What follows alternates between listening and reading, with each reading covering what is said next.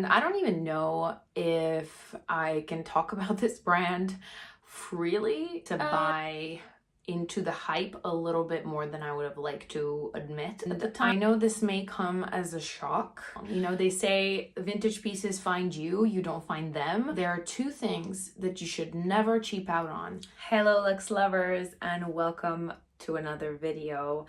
Today's video, I must admit, was an interesting one to film, to make. I came up with this idea and sort of thought, would it be maybe a little bit counterintuitive to film a video like this, for the sole reason that if you're on this channel, you probably have an affinity for all things luxury. And we do know that luxury is seldom born out of necessity by definition. So one thing that I've been reflecting on a lot in the past sort of few months, and I alluded to it in previous videos, was this idea that I am going through a time when I'm deciding to be more mindful and more considerate in my approach to my wardrobe and to my purchases, be it luxury or otherwise. So it's really given ground to explore, and it's given birth, I guess, to this idea of today's video, which I'll say I have enjoyed watching other creators make these videos, and I hope mine will be interesting. Like I said, I've been reflecting on my shopping habits, and I don't know if it has to do with the fact that I turned 30 and it's sort of given me, you know, an opportunity to look back at my style evolution, to look back more critically on the purchases that I've made up until this point. Let me know, by the way, this is another idea that I was toying with. Let me know if you would be interested in a video where I go through my style evolution. I thought it could be a funny-ish video to make where I reflect on my style evolution throughout my 20s, throughout my career in fashion. Some of you may be new to the channel, and some of you might know me from way back when on Instagram, but I started my career in publishing, and I sort of navigated the world of fashion leading up to a role in buying as a buyer. And eventually I did a little bit of a pivot in my career, and I left fashion for a little bit, still to do buying, but in a different product category. So there was a style evolution in itself there in that moment in time.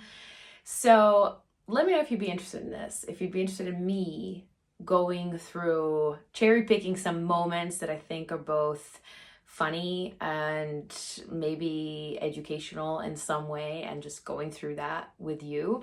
I think it could make for a funny video, but let me know if you're interested. Without further ado, the first, I suppose, category, let's say, in my no-buy list for 2024, and perhaps even in the years beyond that. One thing that I do want to say before we get into the video is that when it comes to fashion, there's one thing that I've learned is never say never, because fashion is cyclical, yes, but also your personal style is something that's going to undergo quite a bit of evolution throughout your life. And what I mean by that is, just because a product or category or a, let's say, trend or something is trending right now doesn't resonate with you at this point in time, it could be that years down the line, your style has changed, or you find yourself in a different stage of life, and that trend or that item or silhouette resurfaces, and that time around is something that you want to embrace.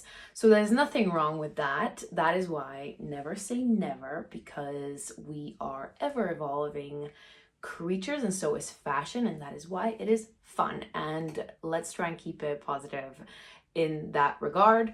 My first category is SLGs, so small leather goods. Particularly with small leather goods, I think I've talked about that before.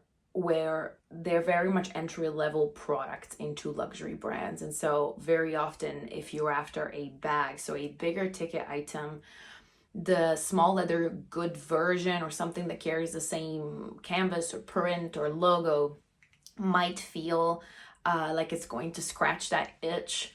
But I've come to realize that it's something that is temporary and it's not going to last very long. And what you're going to end up with is a product that maybe brought you some joy, but at the end of the day is a product that's designed to be used perhaps on a daily basis. If we're talking about card holders or wallets or things like that, or even key holders, is something that's going to go through that wear and tear, therefore not really retain its value. And in addition to that, it is maybe going to get you to a point where you could have allocated that money towards a bigger purchase and maybe that would have brought more joy. Anyway, so that's just my thoughts on small leather goods. I've never really been a big buyer of small leather goods. I do have some. I'm not somebody who switches wallets around. I've really minimized on how much I carry anyway with me, and I just don't need more items like that in my collection, at least for the time being. But I do think for some people, they're great entry-level products. Like I said, they're a great way to buy into the brand and maybe have a experience with the quality that a brand can offer, and maybe see how you feel about it at not such a high price point. And they also make great gifts. Number 2 is costume jewelry. And hear me out on this one as I say that, and I'm wearing the Loewe earrings, which I absolutely love. I got these last year. I kept posting links on my Instagram stories whenever they came back in stock, but I haven't checked in a while, so I don't know if they are back because I did get a lot of questions about them. So this piece is a piece of costume jewelry. It means that it's not a fine jewelry piece. It is gold plated, but it's not gold. And I do have quite a few of those pieces in my collection. And I think it's come to a point where I am now prioritizing more quality in both my wardrobe and my accessories. And I catch myself reaching for the products or for the items that hold that certain value or that sort of even emotional and sentimental value and charge in my mind, which will be really at the end of the day my diamonds, anything that's, white gold, gold, silver, even, etc. So I think when it comes to costume jewelry pieces, once again, it is not something that I would totally write off because, like we prefaced, fashion is about having fun, and those pieces can be very fun, and they are designed to add an element of fun to your outfit, add a differentiator to your outfit. So I don't think they're a total write-off, but I think it's a category where I personally am going to try and be more considerate and do my research, because there are now fantastic brands on the market that offer demi-fine and fine jewelry pieces at an amazing, attractive, very accessible price point. For one reason or another, my video got interrupted, so I lost my train of thought completely. I'm going to try and not repeat myself and get back to the point. When it comes to costume jewelry, I think it goes back to this idea that fashion is about having fun and it's about accessorizing, and nothing can make an item in your wardrobe feel fresher than a really nice brooch. And I think those things will always be relevant and good to have. But I think as I'm progressing into making my wish list for this year and in general, I notice that I have less of an inclination towards spending money on things that I personally don't think age very well, that don't retain their value. Okay, next up, I want to talk about Chanel. And I don't even know if I can talk about this brand freely nowadays, because a lot is happening with Chanel in the sort of public space concerning businesses and creators alike.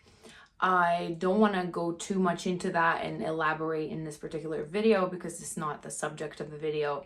But when it comes to Chanel, I noticed that there were two things that sort of crept up on my no buy list based personally on my experience and my observations about how things do in my wardrobe. So one thing that I won't be buying into this year, or at least for now, is Chanel ready to wear. And I know this may come as a shock because last year was a year that I acquired quite a few, well, a couple of pieces, let's say, from Chanel ready to wear. And it's very weird because it basically what's happened is last year was very strong for Chanel, and I think Chanel was kind of left, right, and center, at least on social media. And I kept seeing those items. I think we can all agree that there were a few items that gained a certain amount of virality from the brand. I think Chanel Ready to Wear is absolutely stunning. No boutique that I walk into and look at clothing particularly would make me feel the way the Chanel makes me feel. And so I guess you could say that I bought into the hype a little bit. But what I noticed was taking a step back from my purchases and having worn them and enjoyed them once or twice, that was about it. And I don't think that I can justify spending upwards of, thousands of euros on pieces that after some time feel a bit been there, done that, at least in my wardrobe. And I think that happens, and you may be able to relate to that statement, where if you have a wardrobe that is composed of so many statement pieces or very strong pieces that would individually on their own be incredibly beautiful and special, when put together, you end up very quickly in a situation where on the day-to-day, you look at your closet and you have nothing to wear. And that's because those pieces are special. That's because they're memorable. And at least in your mind, you associate them with, it's like buying a gown, right? You buy a gown for an event or a dress for an event, and then it's going to be a while before you wear it again. At least that is how my Chanel pieces that I bought have made me feel. And I will definitely be re-wearing them, giving them another go, try and style them in more fun ways. But I think there's just that frame around particular pieces that I purchased that maybe led me to buy into the hype a little bit more than I would have liked to admit at the time. And for that reason, I will not be buying into trendy Chanel pieces or Chanel ready to wear pieces. I'm still and forever on the lookout for the perfect Chanel jacket. I'm looking at the pre-loved market. I have been for many, many years. And I think I will know when my jacket comes along. You know, they say vintage pieces find you, you don't find them. So I'm hopeful that my Chanel jacket is out there waiting for me and we shall cross paths one day. But for now, that's a piece that I have on my wish list. That's an ongoing piece in my wish list. If you follow me on Instagram, I've talked about this extensively before. And I shall report back if anything makes its way into my wardrobe in that respect. But for now, yes, I'm saying no to trendy, ready-to-wear pieces that have extortionately high price tags. And I guess that also plays a little bit into, in general, just hyped items. Like the Kelly bag from Chanel, I have seen the prices of the original, I guess you could say, Kelly bag on the pre-love market skyrocket. That's usually what happens when a brand, you know, we talked about this in the previous video about bags and the designer remixes and reiterations that come to market. It eventually makes the pre-love market or original pieces go up in value. So I think there's some beautiful pieces to be had still if you are on the hunt and if you really love the style and the silhouette. But for me, those are pieces that unless they instantly feel very me, like I know that this piece is very me and corresponds to my style, it's not something that I will be buying into. So the next item that I want to talk about, well, not really an item, but it's a shopping habit that I think we're all guilty of. And it's what I can only refer to as the quick little fashion fixes. Now, allow me to explain. When I worked in an office, in my last job, our office was located in the very heart of London, very close to literally every boutique under the sun that you can think of, from luxury to mid-range to high street. And very quickly, my lunch breaks, going out with colleagues and things like that, aside from getting lunch and coffee, resulted in little treats to myself. And I think, you know, that's just one example, but I think we've all been in a situation where you just have somewhere to go to, or an event or meeting, and you're just having one of those days where you're unhappy with your outfit, or you look at your wardrobe getting dressed in the morning and it just feels like something's missing. And then what happens is you go and you fill that void, or you do that quick fix, which is what I'm referring to. And I can honestly tell you that not only is that a shopping habit that I think over time has driven the biggest hole in my spending, but it also is just been such a waste. Looking back now at the things that I bought, thinking that, you know, I was solving an issue in my mind without the consideration of the purchase, or without that, I guess, added mindfulness, I've ended up maybe not keeping the majority of those items, donating them, reselling them, giving them away, which I'm not proud to admit.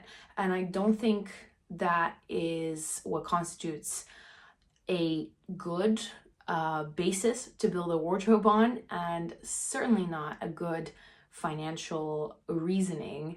You know, it sounds awful when I say that most of these items are no longer in my wardrobe. Those quick fashion fixes, or the impulse orders late at night that you do in your bed, they're just not gonna be considerate purchases ever, because what I've tried to adopt now as a mindset and continue to want to do, is when I look at my wardrobe, take inventory of my wardrobe, is whenever I get dressed and I notice that I have an item that's missing, or say, I wish I really had a navy shirt to put on right now. How many more times over time would that thought come back to me, where I really think that that navy shirt or whatever it is would make a dramatic difference to my way of getting dressed, to my outfit composition, and so on. And if there's enough times when this item keeps coming back to mind, or keeps sort of needing to be added to the wardrobe, then that's something that I would consider. Then I'd do my research. And I recently heard another tip, actually, I'm going to share with you, was a friend of mine told me, she's a stylist, she basically did this challenge at the beginning of the year where she puts all her hangers with items of clothing facing a different way. I don't know if that makes sense, where you can twist a hanger, and every time she wears the item, she'll twist it the other way. And so at the end of the sort of month, or whatever time frame you set for yourself, it could be every 6 months, she'll look at what has been turned and what hasn't been turned. And I think it really puts it into perspective that, you know, what you're really making use of, which I think for the majority of people is a very small fraction of the wardrobe versus how many pieces you actually have in the wardrobe. So I guess that's a good way to sum it up. That's my intention, is to not give in to those impulse buys. And that follows through, with the point that I previously made about trendy items from designers and viral items that we see. It is just so easy to consume and to not be aware of what your actual plan is to spend on for your wardrobe, for yourself. It just gets so out of hand, so out of control, because wherever you look, there's going to be new products, new items. Your favorite influencers are going to wear things you're going to want to buy. But at the end of the day, it's about turning back on yourself and thinking, is this something that makes sense for me? And this is a tough one. I'm not gonna lie, it's very, very difficult. I think now more than ever, I'm looking for versatility. I'm looking for pieces that work hard, that work for me. And I think there's an important element here to take kind of with a pinch of salt in my statement, I guess. And it's, if you are going to shop on the high street, if you're gonna be buying from those mid-range brands, which, don't get me wrong, I will do that. I still will. We're all human. It's more consideration of what sits behind that decision and really being able to adequately justify this for yourself. Also, just make your own wish list, make your own checklist of things. Like for me, one huge thing that I've become super aware of is not just fabrics. It's not just saying I'm never going to buy polyester again because polyester is a synthetic. Many things are synthetics. There's a world of difference between polyester and polyester. There's a world of difference between cashmere and cashmere. And I think those are things that we don't necessarily get enough education about, but you can do your own research. And I guess that kind of more recently, with the rise of the mob wife aesthetic, one thing that has really made me think is, now people buying all these furs, or fur being back in fashion, or faux fur, or whatever it is. And I did a story a few weeks ago where I said, just because it's faux fur doesn't mean it's sustainable. Things are not created equal. And I think that's an important realization and an important piece of the pie or piece of research that needs to be done for yourself, is what is on your checklist. What are your priorities? But I'm going to counter that argument by saying that shoes are not going to be considered in that category, because shoes fix all my problems. I will still make impulse shoe purchases. And since we find ourselves on the topic of trending items, I want to talk about the issue that I have with trending shoes. Now, you may have noticed I attach a lot of importance to shoes. My late grandmother, used to say, there are two things that you should never cheap out on, and it's your shoes and your mattress, because you spend 100% of your time split between those two. Shoes for me have been part of a maturation process where I've come to realize there are certain shoes that, fit my feet, and the importance of a well-constructed shoe. So for me, that's not going on the no buy list. I am not going to not buy shoes. That's right. A woman's right to shoes. But I do have an issue, I guess, with trending shoes. The reason I say that is because shoes, contrary to handbags or other accessories for the majority, do not retain their value very well. Why? Because they are meant to be worn. So unless you have shoes that have been kept in the box, which I do, sue me, they are not going to really get you much of your money back if you choose not to wear them, or if after a while you decide they're not for you. So we've got the Prada origami shoes, the Miu Miu flats, which, by the way, are making a bit of a comeback because they were already having a moment, I don't know, maybe 10 years ago, or the Alaya flats. And as much as I think, once again, that those shoes are perfect if that is your style, and I see them on people where I'm like, yes, this looks amazing, I think sometimes people should think twice before buying into something like that, because it's quite a bit of money to drop on something that 6 months from now you will consider ugly, or you will consider just not wearing anymore. And then, of course, like I said, the value has tanked. You're not going to be able to get the majority of your money back unless you're buying shoes, you know, limited edition or special shoes as an investment to keep them in a box and then resale later. Taken from my own experience, shoes are a highly, highly, highly personal thing. Like perfume can be compared to perfume.